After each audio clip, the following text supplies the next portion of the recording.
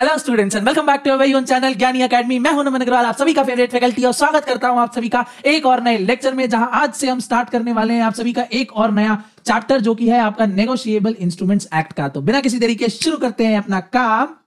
जय श्री राम। ओके, सो आज से हम स्टार्ट करने वाले हैं आपका नेगोशिएबल इंस्ट्रूमेंट्स एक्ट का ये पूरा का पूरा चैप्टर। ये सेम चैप्टर आपके पुराने सिलेबस में, दैट इज 2016 के सिलेबस में भी है और न्यू सिलेबस 22 वाले में भी है। डिफरेंस बस इतना सा है कि नए सिलेबस में एक और chapter towards the end of this आपका एक्ट जो है वो ऐड कर दिया गया है, जो ओल्ड वाले में नहीं है। तो अगर आप ओल्ड सिलेबस के स्टूडेंट हो तो डोंट वरी, आप ये वाला भी जो लेक्चर्स है वो देख सकते हो। हाँ, जो नया पार्ट एडिशन ऐड हुआ है उसमें मैं स्टार्टिंग में बोल दूंगा, तो वो ओल्ड वालों को नहीं देखना है, बट फिर भी नॉलेज पर्पस के लिए आप जो है उसको देख सकते हो। न्यू सिलेबस की मैं जहां तक बात करूं तो इसका वेटेज होने वाला है आपके एग्जाम में 20 मार्क्स का। ठीक है, ऑलरेडी हमने इंट्रोडक्शन कवर कर लिया है और बिजनेस कम्युनिकेशन पूरा आपका चैनल पे पड़ा हुआ है। ठीक है, आज से हम स्टार्ट कर रहे हैं नेगोशिएबल इंस्ट्रूमेंट्स एक्ट, जिसकी वेटेज होने वाली है 20 मार्क्स की। तो टोटल ये छोटे छोटे बिट्स एंड पीसेस में ये आते जाएगा, तो मेक श्योर कि आप चैनल को सब्सक्राइब कर लेना और इस वीडियो पे 21 लाइक की गुरु दक्षिणा जो है वो दे देना, तब आपको फटाफट से दूसरा लेक्चर यहाँ पे मिल जाएगा। क्लियर है? तो चलो भैया अपन स्टार्ट करते हैं, फटाफट से इंट्रोडक्शन पे आते हैं।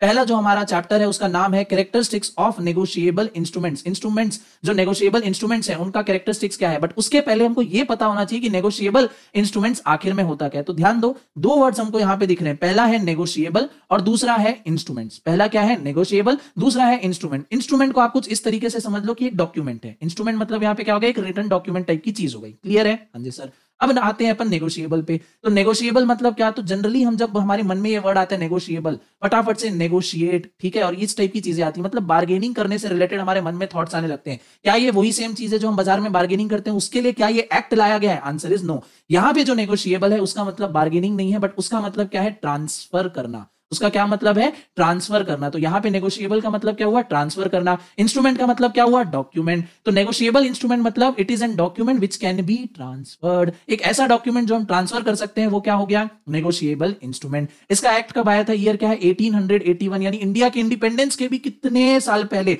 यानी अंग्रेजों के जमाने का ये एक्ट है। ठीक है, पुराना एक्ट है बट दमदार है, सॉलिड एक्ट है। ठीक है, इंट्रोडक्शन पे अब आते हैं, अपन टेक्स्ट पढ़ लेते हैं। बेसिक अंडरस्टैंडिंग आपको हो गई है। नेगोशिएबल इंस्ट्रूमेंट मतलब एक ऐसा इंस्ट्रूमेंट, यानी एक रिटन डॉक्यूमेंट जिसको हम ट्रांसफर कर सकते हैं, उसको हम क्या बोलेंगे? Negotiable instrument. अब आते हैं अपन टेक्स्ट की तरफ। Negotiable instrument act 1881 primary contents the law relating to negotiable instruments. Oh my god, wow, जोरदार तालियां। मतलब नेगोशिएबल इंस्ट्रूमेंट एक्ट यहां पे बोल रहा है कि एक ऐसा एक्ट है जो कि बात करता है नेगोशिएबल इंस्ट्रूमेंट के बारे में। कितनी अनप्रिडिक्टेबल लाइन। मुझे लगा कि नेगोशिएबल इंस्ट्रूमेंट एक्ट में हम पढ़ेंगे ट्रैफिक रूल्स के बारे में, बट नहीं, नेगोशिएबल इंस्ट्रूमेंट एक्ट में हम पढ़ेंगे नेगोशिएबल इंस्ट्रूमेंट्स के बारे में। इतनी इजी यहां पे लाइन है और तुम लोग बोलते हो कि फाउंडेशन यहां पे कठिन है। चलो आगे बढ़ते हैं अपन। Of the commercial world which facilitates the activity of trade and commerce. तो नेगोशिएबल इंस्ट्रूमेंट एक्ट बात करता है उन नेगोशिएबल इंस्ट्रूमेंट्स के बारे में जो हम डेली ट्रेड और कॉमर्स वर्ल्ड में जो हम यूज करते हैं उसको। The main objective of this act is to legalize the system which the instrument contemplated by it could freely pass from one hand to another like any other goods. इस act को लाने का ये motive है कि जो negotiable instruments जो use होते हैं डेली कॉमर्शियल वर्ल्ड में, उनको एक लीगल स्टेटस दिया जाए और वो इजीली ट्रांसफर हो पाए। ठीक है, वो इजीली ट्रांसफर हो पाए, लोगों के मन में ये डर ना हो। ठीक है, ये डाउट ना है कि हम ये ले रहे हैं, ये लीगल है कि नहीं, इसमें कहीं लफड़ा तो नहीं हो जाएगा। ठीक है, सिंपल बात, मतलब यूज टू हो जाए। जैसे हम एप्पल खरीदते हैं मार्केट में, उतना ही ईजी हो जाए नेगोशिएबल इंस्ट्रूमेंट को यूज करना। इस एक्ट का ये मोटिव है। आगे, the term negotiable means transferable and the term instrument means any written document creating a right in favour of some person. तो मैंने ऑलरेडी बता दिया था कि नेगोशिएबल मतलब यहां पे क्या है? ट्रांसफरेबल, और इंस्ट्रूमेंट मतलब एक रिटन डॉक्यूमेंट जो क्या करेगा? जो किसी पर्सन के ऊपर राइट क्रिएट कर देगा, जो किसी एक पर्सन के ऊपर राइट क्रिएट कर देगा। Thus, by negotiable instrument we mean a written document in which right is given to a person which is transferable in accordance with the provision of the Negotiable Instruments Act 1881। ठीक है, simple सी बात यहां पे बोल रहा है कि negotiable instrument मतलब एक रिटन डॉक्यूमेंट जिसको हम easily person to person transfer कर सकते हैं, नेगोशिएबल इंस्ट्रूमेंट एक्ट 1881 के दायरे में रहते हुए, उनके प्रोविजंस को फॉलो करते हुए, मतलब जो एक्ट में बातें लिखी हैं उस हिसाब से हम फॉलो करते हुए, एक्ट के दायरे में रहते हुए हम काम कर सकें। क्लियर हो गई बात? हाँ जी। अब what is negotiable instrument? Sir ये तो हमको पता चल गया। नहीं, आपको बेसिक पता चला है कि नेगोशिएबल इंस्ट्रूमेंट मतलब क्या, बेस रूट वर्ड। अब नेगोशिएबल इंस्ट्रूमेंट होते क्या क्या है, तो यहां पे दिया है अकॉर्डिंग टू सेक्शन 13। ध्यान रखेंगे, अकॉर्डिंग टू क्या? सेक्शन 13। इसमें डिफाइंड है नेगोशिएबल इंस्ट्रूमेंट मतलब क्या? of the act defined a negotiable instrument as a promissory note, bills of exchange or a check payable either to order or to a bearer. तो negotiable instrument act के section 13 के according, sir section number याद रखना जरूरी है क्या? बिल्कुल जरूरी है, याद रख लो। डायरेक्ट एमसीक्यू क्वेश्चन बन सकता है कि बताओ नेगोशिएबल एक्ट की डेफिनेशन कौन से सेक्शन में दी गई है। 4 ऑप्शन आपके सामने आ जाएंगे, तो बेटर होगा कि सेक्शन नंबर याद रखने की कोशिश करो। नहीं भी कर पाओगे तो भी फाउंडेशन में कोई दिक्कत नहीं है, बट इंटर में आपको यह हैबिट होनी चाहिए, तो इसलिए अभी से उस चीज को बिल्डअप करना चालू करो, आगे जाके काम आएगा, ठीक है।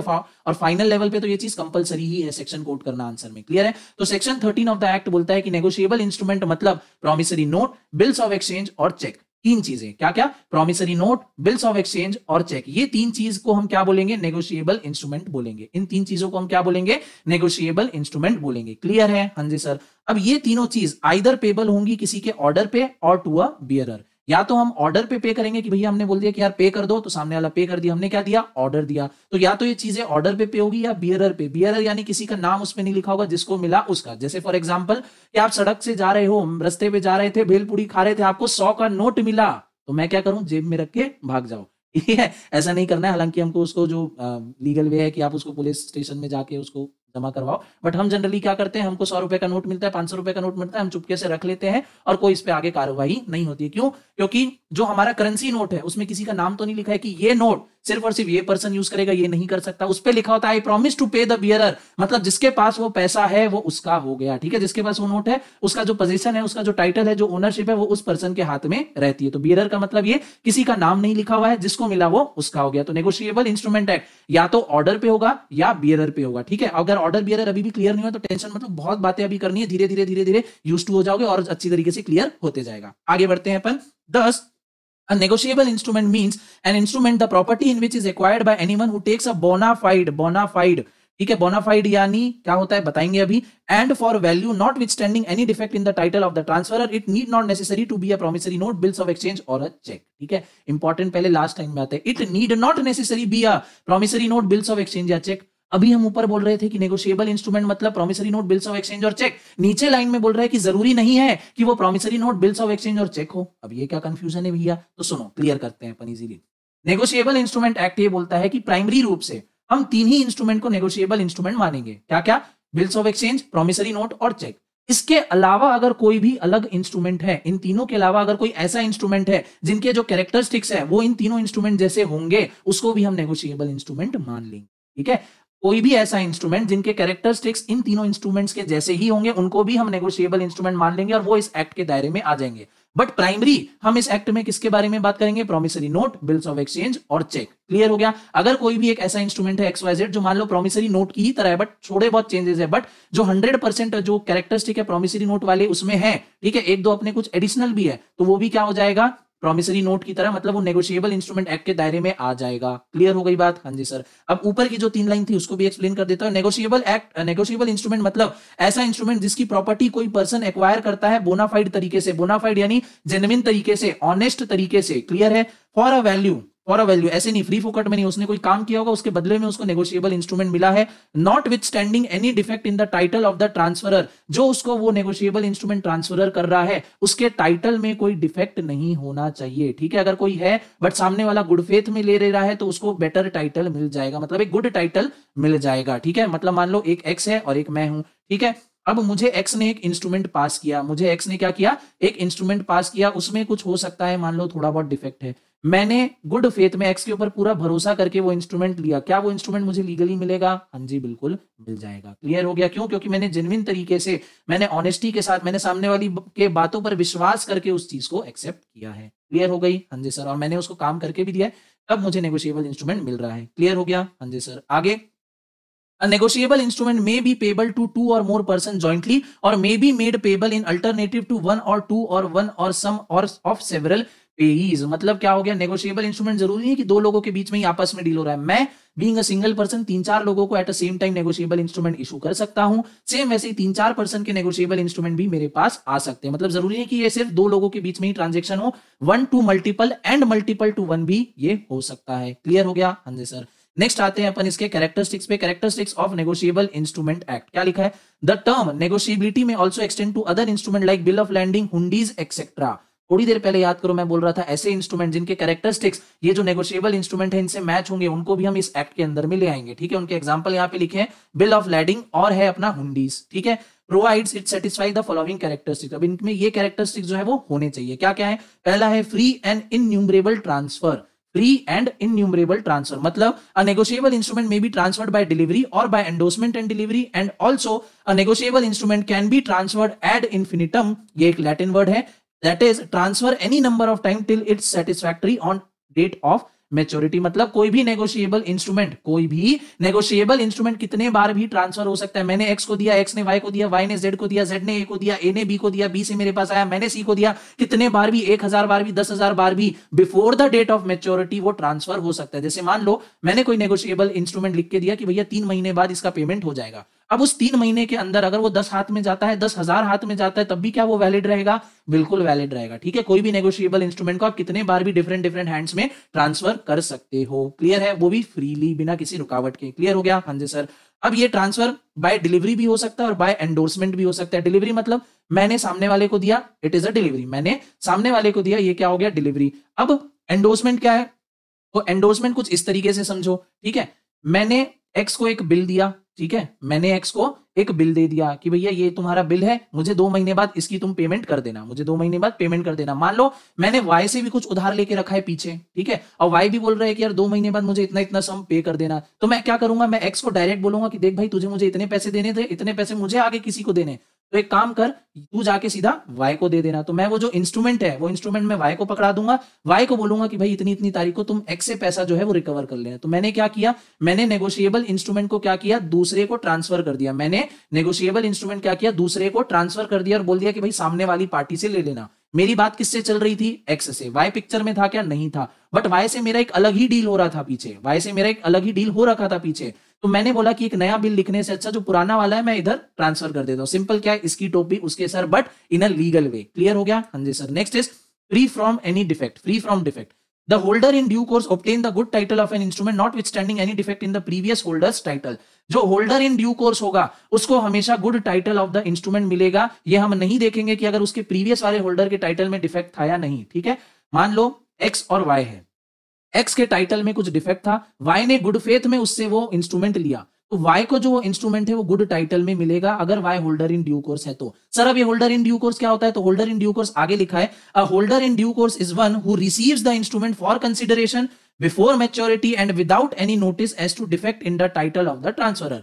होल्डर इन ड्यू कोर्स मतलब एक ऐसा पर्सन जिसको नेगोशिएबल इंस्ट्रूमेंट मिल रहा है, इसके बदले मिल रहा है कोई कंसिडरेशन, उसने कोई काम किया है उसके बदले उसको नेगोशिएबल इंस्ट्रूमेंट मिल रहा है। दूसरी चीज, पहला नेगोशिएबल इंस्ट्रूमेंट मिल रहा है, दूसरा फॉर अ कंसिडरेशन मिल रहा है यानी फ्री में नहीं मिल रहा है, तीसरा मैच्योरिटी के पहले मिल रहा है। मैंने बताया ना अभी कि नेगोशिएबल में हम डेट लिखेंगे कि 3 महीने बाद, 2 महीने बाद पैसा ले जाना, तो 2-3 महीने जो है उसके पहले ही उसको मिल रहा है, before maturity, without any notice. उसको ये नहीं पता है कि सामने वाला ईमानदारी से दे रहा है या नौटंकी करके दे रहा है, उसमें कोई छेड़छाड़ करके दे रहा है। तो ऐसा कोई पर्सन जिसको नेगोशिएबल इंस्ट्रूमेंट मिला है, फॉर अ कंसिडरेशन मिला है, मैच्योरिटी के पहले मिला है और उसने गुड फेथ में वो एक्सेप्ट किया है, ठीक है, तो वो बन जाएगा होल्डर इन ड्यू कोर्स और उसको एक नेगोशिएबल इंस्ट्रूमेंट का गुड टाइटल मिल जाएगा। क्लियर हो गया? अब ये जो इसको गुड टाइटल मिला है, तो ये जो होल्डर है, ठीक है, ये जो होल्डर इन ड्यू कोर्स है, ये अगर इसको पता चलता है कि आगे कुछ हेरा फेरी हुई है बिल में, तो वो सामने वाली पार्टी को सू कर सकता है, ठीक है। मान लो ए ने प्रॉमिस किया बी को कि भाई 3 महीने बाद पैसा दे दूंगा, बट ए ने बी को पैसा दिया नहीं, तो बी क्या करेगा? कोर्ट के पास जा सकता है। The holder in due course of a negotiable instrument can स्यू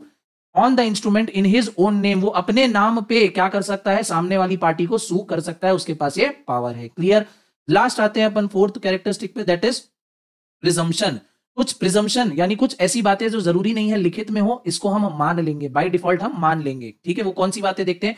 तो negotiable instrument is subject to certain presumption listed under section 118 and 119 as to consideration, date, time of acceptance and transfer, endorsement etcetera. क्या बोल रहे हैं? Negotiable instrument act के section 118 और 119 में कुछ presumption लिखे हुए हैं, किसके रिगार्डिंग? कंसिडरेशन के रिगार्डिंग, डेट के रिगार्डिंग, टाइम ऑफ एक्सेप्टेंस के रिगार्डिंग, ट्रांसफर और एंडोर्समेंट एक्सेट्रा के रिगार्डिंग, ठीक है।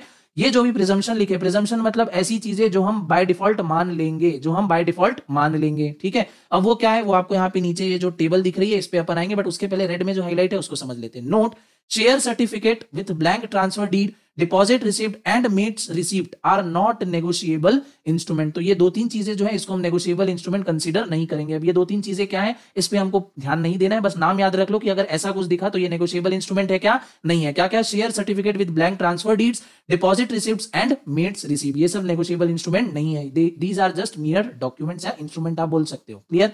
अब आते हैं अपन प्रिजम्पशन पे जो सेक्शन 118 और 119 में लिखी है। Presumption as to consideration. Consideration के बारे में क्या बात है?